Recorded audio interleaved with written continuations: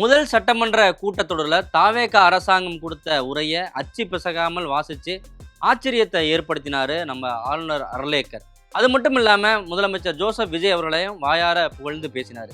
இதெல்லாம் வித்தியாசமாக தமிழக அரசியல் சூழலில் பார்க்கப்பட்ட வேளையில் மத்திய உள்துறை அமைச்சர் அமித்ஷா அவர்களை சந்திச்சுட்டு வந்த பிறகு அவர் நடந்து கொள்கிற விதம் விமர்சனத்துக்குள்ளாக இருக்கு. குறிப்பாக போட்டி அரசாங்கம் நடத்த முயற்சி பண்றார் அப்படின்ற ஒரு விமர்சனம் எழுந்திருக்கு.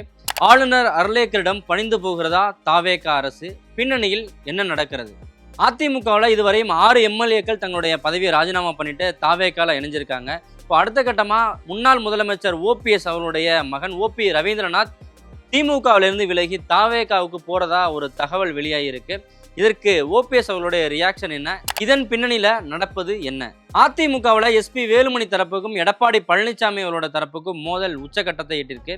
குறிப்பா அதிமுகவோட கோட்டை என்று சொல்லப்படக்கூடிய கோவையில இந்த மோதல் உச்சகட்டத்தை அடைஞ்சிருக்கு அப்படின்னு சொல்லலாம். இந்த இரு தரப்பும் சொல்லக்கூடிய குற்றச்சாட்டுகள் என்ன? யார் மீது தவறு?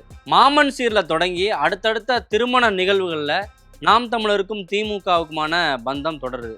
வழக்கத்துக்கு மாறாக சீமான் மீது பாசிட்டிவான பார்வையை வீசுகிறது அறிவாலயம். எப்போதும் முறுக்கி கொண்டிருக்கக்கூடிய நாம் தமிழர் தம்பிகளும் திமுக பக்கம் இறங்கி வர்றாங்க. இரு தரப்புக்குள்ளும் என்ன நடக்குது? நாம் தமிழர் திமுகவுக்கான உறவு என்னவாக இருக்கிறது? இது மட்டுமல்லாமல் இன்னும் பல்வேறு அரசியல் தகவல்களை தெரிந்து கொள்ள இந்த வார ஜூனியர் விகடன் இதழை வாசியுங்கள். ஆன்லைனில் படிப்பதற்கு விகடன் ஆப்பை டவுன்லோட் செய்து சப்ஸ்கிரைப் செய்யுங்கள்.